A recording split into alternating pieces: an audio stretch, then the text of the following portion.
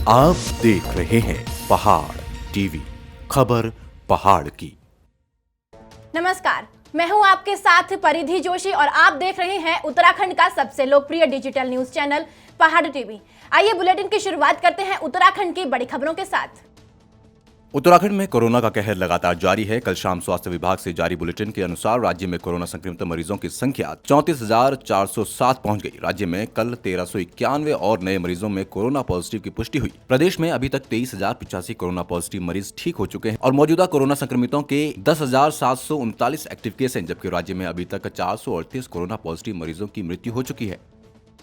पिथौरागढ़ के धारचूला खेती खान गांव के ग्रामीण आज भी सड़क सुविधा से वंचित हैं। बीते दिनों गांव में महिला को प्रसव पीड़ा शुरू होने के बाद करीब 15 किलोमीटर उबड़ खाबड़ रास्तों से लकड़ी के सहारे मुख्य सड़क तक पहुंचाया गया।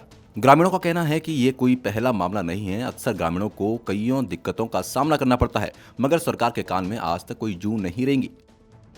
उत्तराखंड में शराब माफियाओं का आतंक दिन प्रतिदिन बढ़ता ही जा रहा है। ऐसा ही एक मामला कल रात उजागर हुआ, जिसके खुलासे में थलीसैंण जिला पौड़ी गढ़वाल के ग्राम जैती खास के लोगों का अहम योगदान रहा। इस गांव में एक व्यक्ति, जिसका नाम ठाकुर सिंह बताया गया है, लंबे समय से शराब तस्करी कर अवैध रूप से बेचने का कार्य कर रहा था। इतना ही नहीं, बल्कि शराब तस्करी में उक्त व्यक्ति शराब तस्करी हेतु अपने 13 वर्ष के नाबालिग बच्चे का इस्तेमाल खुलेआम कर रहा था, जिसे ग्राम जैती खास के ग्रामीण ने दबिश देकर कल देर रात रंगे हाथों पकड़ा।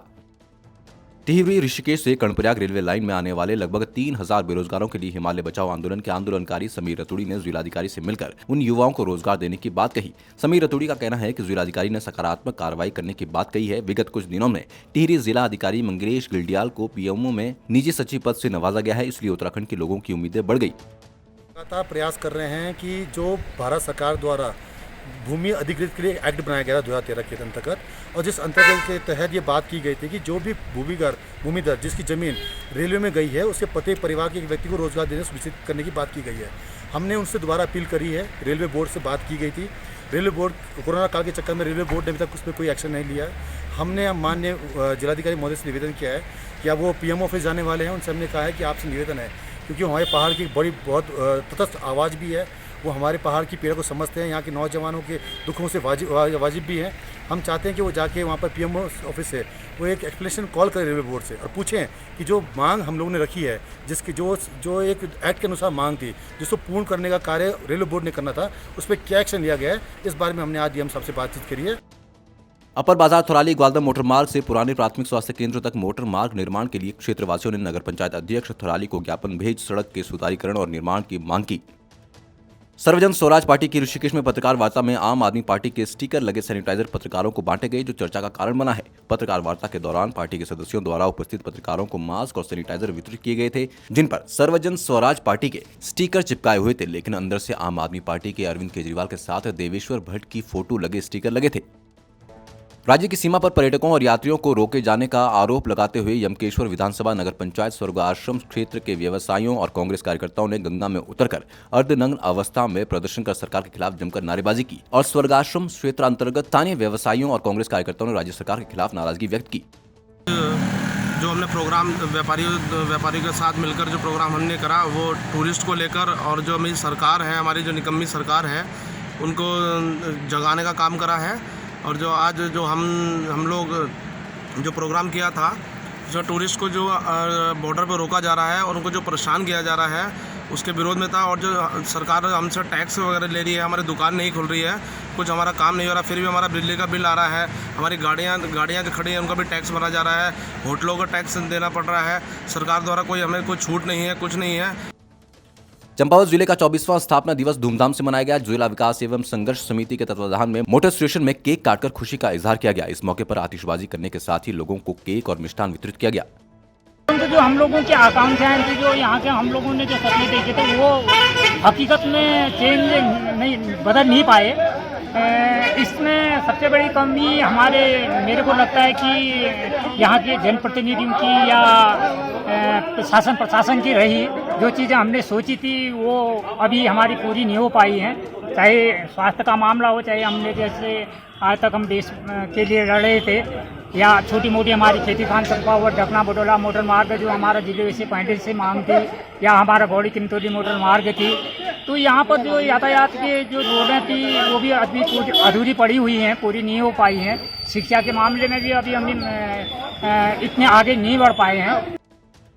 टिहरी जिले के तहसील धनोल्टी के अंतर्गत जौनपुर ब्लॉक के ककड़ू गांव में मंगलवार को एक मुर्गी फार्म का उद्घाटन जिला उपाध्यक्ष भोला सिंह परमार ने किया। आपको बता दें, ये मुर्गी फार्म 2 युवा संबीर भारती और प्रमोद के द्वारा स्वरोजगार की एक नई मिसाल देते हुए खुद के संसाधनों से बिना किसी सरकारी सहायता के मुर्गी फार्म को अपना दैनिक जीवन में स्वरोजगार के रूप में अपनाया है। पौड़ी जिले की उमरौली से सदस्य आरती गौड़ ने भदासी जिला पंचायत सदस्य क्रांति कपरुवान और यमकेश्वर के सीपी भट्ट पर सोशल मीडिया व्हाट्सएप पर छवि धूमिल करने का आरोप लगाते हुए थाना लक्ष्मण झूला में दी शिकायत में बताया कि दोनों व्यक्तियों द्वारा उनके निजी जीवन और पिता के बारे में अभद्र भाषा का प्रयोग कर मानसिक और सामाजिक छवि को धूमिल किया गया। साथ ही उक्त दोनों से जान का खतरा बताते हुए कार्रवाई की मांग की।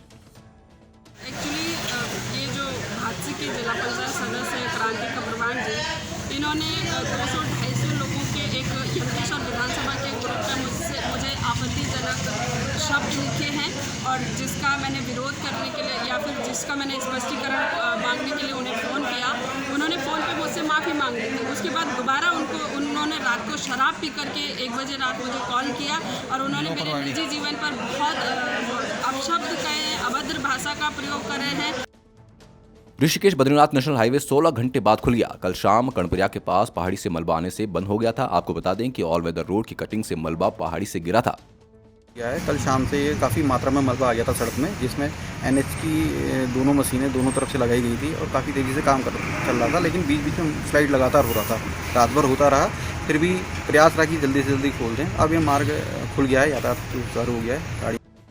जोशीमठ विकासखंड के उर्गम में किसी राहुल गांधी नाम के बाहरी व्यक्ति द्वारा ग्राम प्रधान को जान से मारने की धमकी दी जा रही है। ग्रामीणों का कहना है कि राहुल 2 महीने पहले ही गांव में आया है और गांव में किसी से लीज पर जमीन ली है और अब वो गांव का सार्वजनिक रास्ता रोकने के साथ ही गांव में अव्यवस्थाएं फैला रहा है। इस संबंध में जब ग्राम प्रधान ने राहुल से बात की तो राहुल ने गाली गलौज के साथ ही प्रधान को जान से मारने की धमकी दी। प्रधान ने इसकी शिकायत जिलाधिकारी चमोली से की है।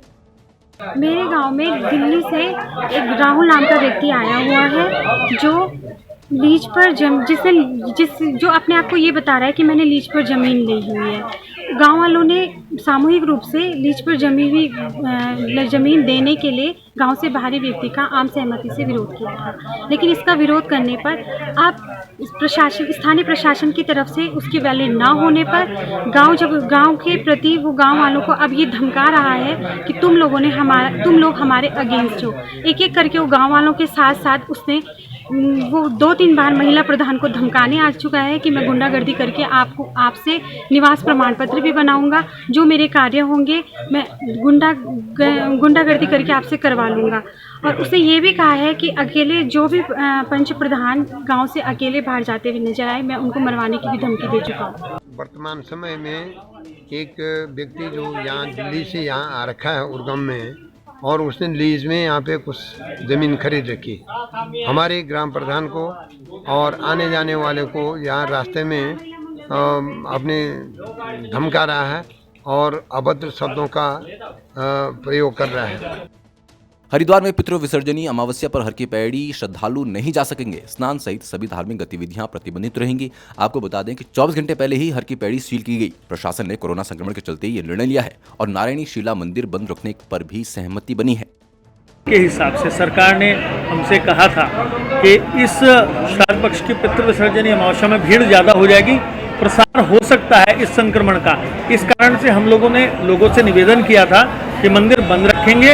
इस वजह से जो लोग कल नहीं आएंगे वो आज ही ज़्यादातर लोग दर्शन करके अपने पितरों के निमित्त सेवा, तर्पण, पिंडदान और श्राद्ध आदि कर पितरों को प्रसन्न कर रहे हैं। इसलिए कल के बजाय आज ही ये कार्य संपन्न किया जा रहा है। उत्तराखंड की बड़ी खबरों में फिलहाल इतना ही। बाकी जानकारी के लिए हमारे साथ जुड़े रहिए और देखते रहिए पहाड़ टीवी। उत्तराखंड की हर छोटी बड़ी खबर के लिए सब्सक्राइब करें पहाड़ टीवी। खबर पहाड़ की, बेल आइकन दबाना ना भूलें।